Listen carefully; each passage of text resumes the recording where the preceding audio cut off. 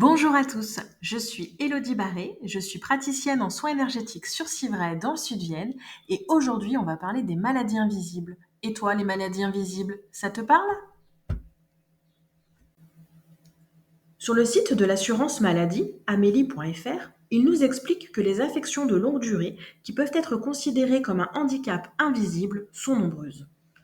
Selon eux, toutes les incapacités des personnes, telles qu'un défaut d'audition, une grande fatigue, une douleur permanente ou des troubles de la mémoire et du sommeil, provoquent des difficultés quotidiennes.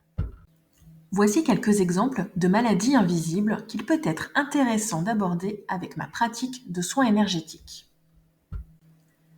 Il peut par exemple s'agir de la dépression. Cela se manifeste par divers symptômes. Par exemple, cela peut être une vision assez pessimiste de ce qui nous entoure, une perte d'estime de nous-mêmes, un désespoir face à l'avenir, des troubles du sommeil, une fatigue et un manque d'énergie, des difficultés de concentration. La liste est longue. Il peut s'agir aussi des lombalgies. C'est ce que l'on appelle plus communément le mal de dos, qui peut aussi se manifester par des douleurs au niveau des côtes, dans les fesses. Ça peut être aussi des sciatalgies, donc qui peuvent descendre jusque dans la jambe, voire au niveau des orteils. Les douleurs peuvent être aussi intenses que cela peut en être très très invalidant. Il peut être aussi question des cancers. Quand on pense cancer, on pense parfois à tort à perte de cheveux. Or, c'est les chimiothérapies qui font perdre les cheveux. Tous les cancers, quand ils sont traitables, ne sont pas forcément traités par une chimiothérapie. Il peut y avoir d'autres traitements, par exemple l'immunothérapie. Les personnes atteintes de cancers qui ne se voient pas sont parfois en souffrance parce qu'ils subissent les mêmes chocs psychologiques, les mêmes douleurs physiologiques, les mêmes douleurs physiques. Et c'est difficile au quotidien. Tu as peut-être aussi entendu parler de la maladie de Crohn, cette pathologie chronique, c'est-à-dire qui dure sur du long terme, au niveau de l'intestin et qui peut même toucher le tube digestif. Souvent, cela évolue par poussées qui sont très généralement très imprévisibles et dont l'intensité est variable. Cela se traduit par des diarrhées et des douleurs abdominales, très invalidant au quotidien. Tu as certainement entendu parler de l'endométriose, cette maladie typiquement féminine qui est beaucoup plus médiatisée depuis quelques années. Il s'agit d'une pathologie extrêmement complexe et difficile à diagnostiquer. Les lésions peuvent être parfois dramatiques. Elles se traduisent par des douleurs pelviennes, surtout au moment des règles, et peuvent provoquer de l'infertilité. La complexité réside dans le fait que parfois cela passe complètement inaperçu et qu'il n'y a pas toujours des douleurs. Pour d'autres femmes, les douleurs sont très invalidantes dans leur travail, dans leur vie quotidienne. As-tu déjà entendu parler du syndrome des ovaires polykystiques, SOPK? Il s'agit d'un syndrome extrêmement répandu puisque selon l'INSERM, une femme sur 10 serait concernée. Et ce serait beaucoup plus fréquent chez les femmes en âge de procréer. Il s'agit d'un syndrome qui se caractérise par des troubles de l'ovulation, qui peuvent se traduire par des cycles irréguliers et un risque accru d'infertilité. Parfois, le diagnostic du médecin va être facilité par des manifestations assez parlantes. Parfois, ce n'est pas toujours le cas. Pour les manifestations qui sont extrêmement désagréables, il peut s'agir de règles abondantes, longues, irrégulières, imprévisibles, voire inexistantes. On a déjà parlé de l'infertilité. Mais il peut aussi y avoir des problèmes de peau, des problèmes d'obésité. Il est important pour moi de parler du syndrome de fatigue chronique.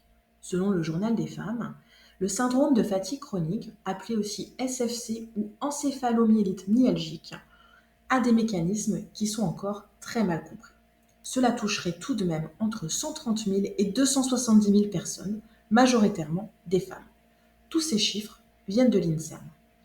Les patients qui en souffrent n'ont pas l'air d'aller mal, car la maladie se caractérise par l'alternance de regains d'énergie et de périodes caractérisées par une fatigue écrasante, qui n'est même pas soulagée par un repos.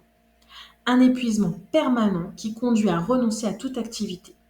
Une sensation d'avoir le cerveau qui tourne constamment au ralenti et des malaises qui clouent. Cela apparaît soudainement chez une personne qui était jusque-là en bonne santé, qui n'était pas dépressive, sans que l'on puisse trouver de cause particulière. L'INSERM précise qu'il n'existe pour l'instant aucun traitement pour aider les patients qui doivent apprendre à vivre avec leur maladie, notamment à gérer leurs énergies et éviter les malaises post-effort. En dernier lieu, je vous parlerai de la fibromyalgie, qui est une affection chronique, donc au long cours, dont l'origine est mal connue. Dès 1992, l'Organisation mondiale de la santé l'a reconnue. En France, 1,5 million de personnes seraient tout de même touchées.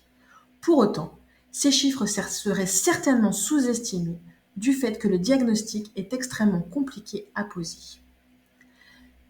Cela peut se caractériser par des douleurs chroniques dans plusieurs parties du corps, qui peuvent être continuelles ou bien ces douleurs elles peuvent évoluer par poussée. Souvent, cela est accompagné d'une fatigue et de variations de l'humeur. La fibromyalgie est une maladie qui ne se voit pas, car les examens cliniques, radiologiques et biologiques ne montrent rien. Souvent, en premier lieu, les personnes reçoivent un mauvais diagnostic.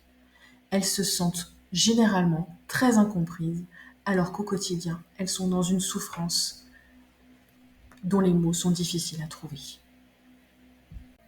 Et voilà, tu as eu un petit aperçu de quelques maladies invisibles qu'il est intéressant d'accompagner grâce à ma pratique de soins énergétiques. Bien sûr, la liste n'est pas exhaustive, il en existe malheureusement plein d'autres.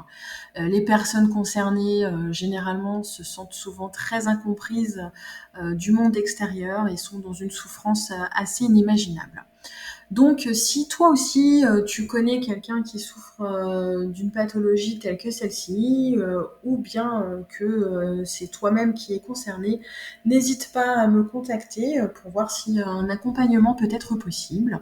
C'est possible de me joindre au 06 63 48 63 86 ou bien de me joindre par les différentes messageries de mes réseaux. N'hésite pas à liker mes posts, à les partager et à suivre mes différentes pages, que ce soit sur Facebook ou bien sur Instagram. Je te dis à bientôt et merci pour ton écoute.